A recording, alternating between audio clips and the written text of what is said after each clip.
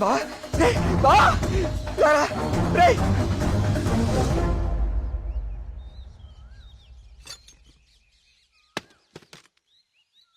ఏంటి బాబు ఇదంతా? ఈ ఊర్లో సీసీటీవీ కెమెరాలు ఇన్స్టాల్ చేశాను. సీసీటీవీ కెమెరాలా? అవెందుకు? అన్ని నిజాలు బయటికి రావాలంటే కొన్ని ఎక్కువ కళ్ళు అవసరం లేండి. మన ఊర్లో ఎవరు ఎక్కడ ఏం చేస్తున్నారో నాకు తెలుస్తుంది. కెమెరాలు ఎక్కడ పెట్టానో నాకు మాత్రమే తెలుసు. ఎవ్వరూ తప్పించుకోలేరు. ఇక నుంచి నేను కుమారింట్లో ఉంటాను సార్. కార్తీక్, మా వల్ల నీకేమైనా ఇబ్బంది? లేదండి, మీ ఊరి వాళ్ళ దృష్టిలో నేను దేవుడికి ఎదురెళ్తున్నాను. నేను మీ ఇంట్లో ఉంటే మీరందరికీ సమాధానం చెప్పాల్సి వస్తుంది. అది నాకు ఇష్టం లేదు.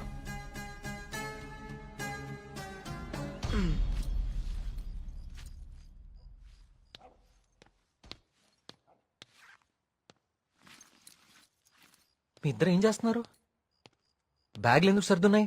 ఎక్కడికి వెళ్తున్నారు? వెళ్తున్నారు కదరా, వెళ్తున్నాం. నీ బ్యాగ్ కూడా ప్యాక్ చేశాను. మన ముగ్గురికి హైదరాబాద్ కి ముట్టుకెళ్ళి తీసుకురా. ఏంట్రా సడన్ గా? ఒకసారి మళ్ళీ కానీ చూడరా. మళ్ళీ ఏమైందిరా? ఏమైంది వీడికి? నిన్న రాత్రి వాడికి నెమలి కనిపించింది. వాడి భయంతో కళ్ళు తిరిగి పడిపోతే నేనే లోపల తీసుకొచ్చా. ఆ రోజు నేను నెమలి చూశానంటే నువ్వు నమ్మలేదు. ఇప్పుడు వీడు కూడా చూశాడు. ఇప్పటికే నమ్ముతావా? రాత్రి ఏమైనా మందేశారా? వేశాను రా, మందు వేసాం. నాకు చీకలంటే భయం. మందేస్తే కంట్రోల్ తప్పుతా. మరి వీడి గురించి ఏంటి? ఏం మాట్లాడుతున్నారా? నిజం రా, నిజం. నా మీదకి, నా మొహం మీదకి ఇలా తూకి మాయమైపోయింది. నా గుండె ఆగినంత పనైందిరా రాత్రి. కార్తీక్, ఇక్కడేదో శక్తి అయితే ఉంది కార్తీక్. దానికి పేరు నువ్వు దేవుడని పెడతావు లేదా నాకు తెలియదు, కానీ మొండిగా ముందుకు తీసుకెళ్లి ప్రాణాల మీదకి మాత్రం తెచ్చుకోవద్దు. ఇప్పటికి ఒక ప్రాణం పోగొట్టుకున్నాం. మనం ఇక్కడి నుంచి ఎలాగైనా వెళ్ళిపోదాం కార్తీక్. ఇంకా ఏంటి ఆలోచిస్తున్నావు కార్తీక్? ప్రియ కోసమా? అరే ప్రియను కూడా ఇక్కడ తీసుకెళ్ళిపోతారా, కానీ ఇక్కడ మాత్రం వద్దు, వెళ్ళిపోదాం. నా కోసం ప్రియ కోసం వాళ్ళ నాన్న, చివరికి ఆయన వెళ్ళిపోయారని ఊర్లో వాళ్ళందరూ వెళ్ళిపోతారు. ఊరు ఖాళీ అయిపోతుంది. మనుషులతో పాటు మేఘ్నా చావు వెనకాలన్న రహస్యం ఊరు దాటిపోతుంది. అది మనకెప్పటికీ దొరకదు. మేఘ్నా కోసం, ఈ ఊర్లో చనిపోయిన 15 మంది కోసం నేనుంటాను. వీటి వెనక దేవుడున్నా సరే, నా కళ్ళతో చూసే వరకు, నా చేతులతో పట్టుకునే వరకు ఈ ఊరు వదిలే ప్రసక్తే లేదు.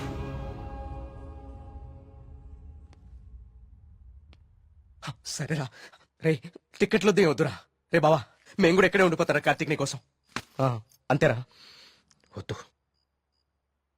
ఈ ఇంట్లోనే మనకిదంతా జరిగిందంటే ప్రమాదం మన పక్కనే ఉంది. మీరుండటం ఇక్కడ సేఫ్ కాదు. మిమ్మల్ని కూడా నేను దూరం చేసుకోలేను. మీరు వెళ్ళడమే కరెక్ట్. పదండి.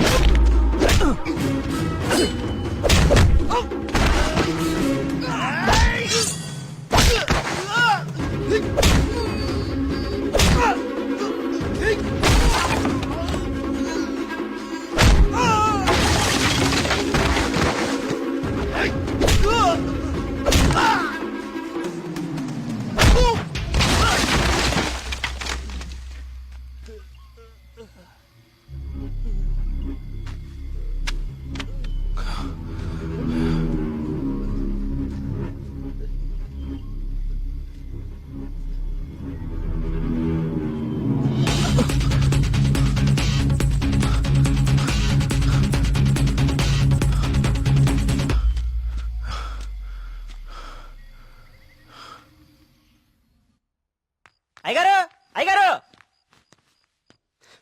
బాబు కూర్చోండి బాబు, అయ్యగారు అయ్యగారు కూర్చోండి బాబు. బాబు అరే ఏమైంది బాబు? ప్రియా ప్రియా ఇదిగో నువ్వు వెళ్ళి దూది టించర్ పట్టరా. కార్తీక్ బాబు. ఏమైంది? ఎవరైనా నీ మీద దాడి చేశారా? మీకెలా తెలుసు? ఊహించాను. నువ్వు భగవంతుడికి ఎదురెళ్తున్నావు ఊరంతా నమ్ముతోంది. అది కిట్టని వాళ్ళెవరో నీ మీద దాడి చేసుంటారని ఊహించాను. నీకెందుకు బాబు ఇవన్నీ? తిరిగి హైదరాబాద్ వెళ్ళిపోవచ్చుగా. వెళ్తాను అంకుల్. మీ ఊర్లో ఉండేది ఇంకా 8 రోజులు మాత్రమే. మీరు నమ్ముతున్న దేవుడి మీద గెలిచి వెళ్తాను. గెలవడానికి ఆ భగవంతుడి సాయం కావాలని నేను నమ్ముతాను. నువ్వు ఆ భగవంతుడి మీదే గెలుస్తానంటున్నావు. నీ ఇష్టం. వెళ్ళొస్తాను అంకుల్.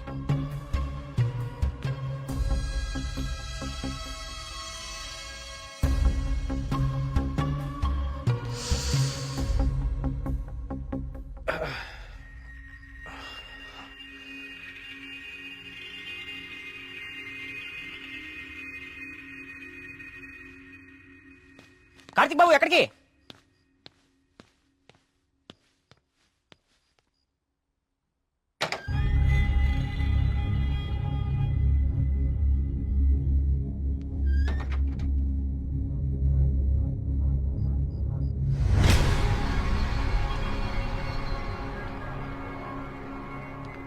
రండి రండి.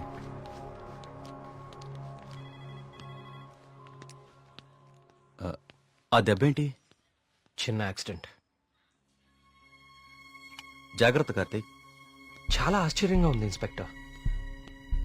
చనిపోయే వాళ్ళకి ఆత్మహత్య చేసుకునే అంత సమస్యలే లేవు. చాలా సంతోషంగా ఉండే ఫ్యామిలీస్ వాళ్ళవి. పైగా చదువు రాని వాళ్ళు కూడా గాంధార్ లిపిలో దేవుడు నన్ను పిలుస్తున్నాడు నేను వెళ్ళాలి అని రాయటం ఏంటి? చనిపోయే ముందు నెమ్మలి కనపడి మాయమైపోవటం ఏంటి? అసలు ఏమీ అర్థం కావట్లేదు.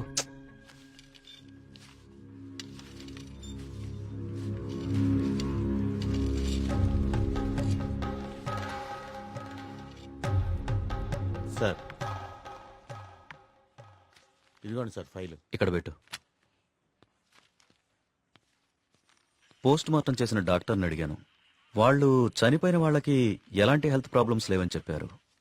అలానే బ్లడ్ టెస్ట్ రిపోర్ట్స్ కూడా నార్మల్గానే ఉన్నాయి.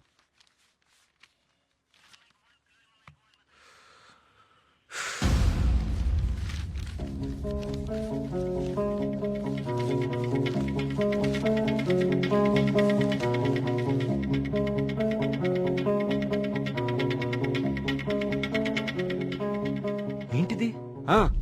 బాబు కొన్ని నెలల క్రితం మన ఊర్లో కొంతమంది వచ్చారు. వాళ్ళని ఏదో అంటారే. మన ఊళ్ళో ఎన్జిఓ వాళ్ళు క్లాసెస్ కండక్ట్ చేశారు.